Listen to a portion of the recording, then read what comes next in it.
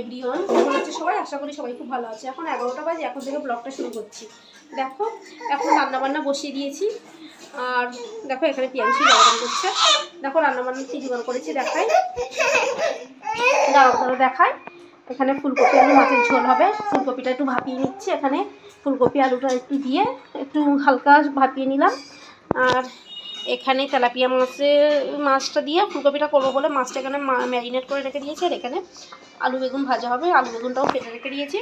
আর এখানে মশলাটা রেডি করেছি। এখানে ভাতটাও অলরেডি হয়ে এসে ভাতটা আগেই বসিয়ে দিয়েছিলাম। চলো আস্তে আস্তে এবার রান্নাবান্না শুরু করি।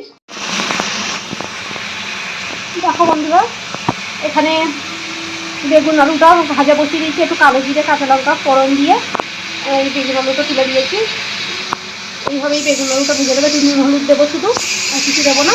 তারপর মাটির ঝোলটা বসাবো। দেখো বন্ধুরা, বেগুন আলুটা ভাজা হয়ে গেছে। আমি বেশ অনেকটাই তেল দিয়েছিলাম, তো বেগুন আলুটা ভাজা হয়ে গেছে। বেগুন আলুটা নামিয়ে নিই।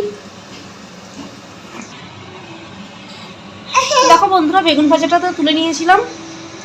ওই তেলের মধ্যেই একটু তেল মিশিয়ে দিয়েছি, দিয়ে আর এই যে মাছগুলো এখন ভেজে নেব।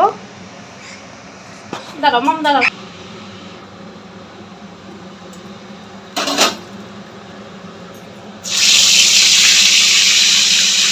এই যে মাছগুলো দিয়ে দিলাম। মাছগুলো ভালো করে ভেজে নিই। এই যে সব মাছগুলো দিয়ে দিলাম একবারেই। এই যে এখানে মাছগুলো আমার ভাজা হয়ে গেছে। দেখো মাছগুলো এখানে তুলে নিচ্ছি।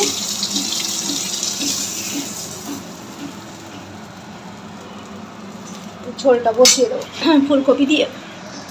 ফুলকপিটা তো ভাপানোই আছে, মশলাটা ভালো করে কষে আর ঝোলটা বসিয়ে দেবো এই তেলের। দেখো বন্ধুরা, সমস্ত মশলা দিয়ে এই যে মশলাটা কষে নিচ্ছি। কী কী দিয়েছি বলি। আদা বাটা, রসুন বাটা, পেঁয়াজ বাটা, টমেটো, আর দিয়েছি একটু কাঁচা লঙ্কা বেটে দিয়ে দিয়েছি। গোটা গোটা কাঁচা লঙ্কা দিইনি, একেবারে মশলার সাথে পেস্ট করে দিয়েছি। আর এই যে মশলাটা ভালো রকম কষা হয়ে গেছে। এবারে ফুলকপি আলুটা দিয়ে দেবো। ফুলকপি এখন আর খেতে ভালো লাগে না, প্রায় শেষের দিকে। তা অনেক দিন থেকেই ফ্রিজে ছিল, তো বলি যে সেই আছে যেখানে কী আর করবো, খেয়েই নিই। তো এই যে আজকে সেই ফুলকপিটা সদগতি করছি।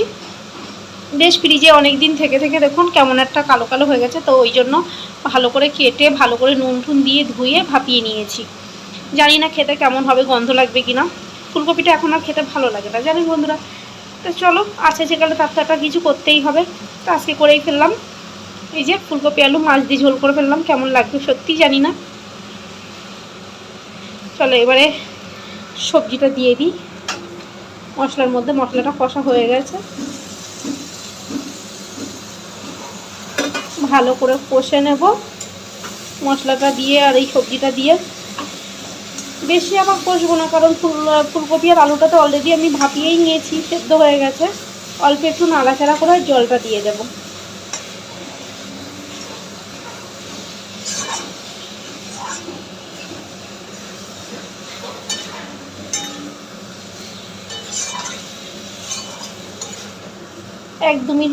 দু মিনিট মতো একটু নেড়ে নিই, তারপরে জল দিয়ে। এই যে কষা হয়ে গেছে দেখুন। এই যে জল দিয়ে দিলাম। বেশি আবার জল দেব না। এই যে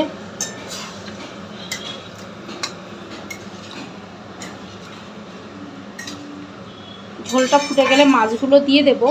দিয়ে মাছটা দিয়ে ভালো করে ফুটিয়ে লাস্টে একটু জিরে গুঁড়ো দিয়ে আর নামিয়ে দেবো। চলো, এইভাবেই হয়ে গেল ফুলকপি আলু মাছের ঝোল। আবার পরে দেখা হচ্ছে। দেখো এখানে তরকারিটা আমার রেডি হয়ে গেছে। তরকারিটা ঢেলে নিয়েছি। আর এখানে একটু পিয়াংশির জন্য বিনস গাজর দিয়ে একটু খিচুড়ি বসিয়েছি, রাঙালু এগুলো দিয়ে একটু খিচুড়ি বসিয়েছি। এবারে আমার স্নানটা করতে হবে। পিয়াংশির তো স্নান হয়ে গেছে। এই যে পিয়াংশি, ওর স্নান হয়ে গেছে। ওকে খিচুড়িটা হলে খাইয়ে দেবো। এবার আমি স্নান করে নেবো। আর সিঙ্কে কটা বাসন পড়েছে, এগুলো ক্লিন করে নেবো। চলো। Good afternoon everyone. দুপুর এখন 1:30 বাজে। এখন করবো লাঞ্চ।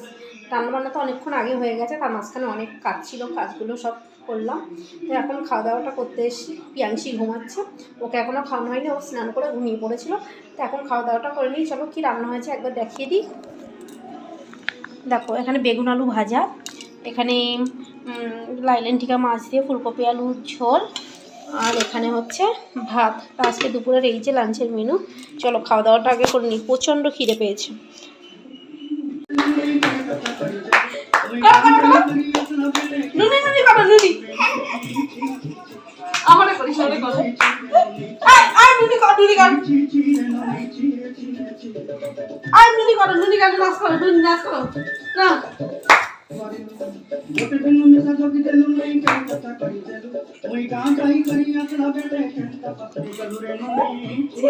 রাতের ডিনার কি করেছি, এখানে আছে রুটি, ঘুগনি, আর এটা সিমাই। তা আজকে রাতের এই যে ডিনার, ছেলেকে খাইয়ে দিই, এখন রাত 9টা বাজে, তারপর আমরা খাওয়া দাওয়া করবো।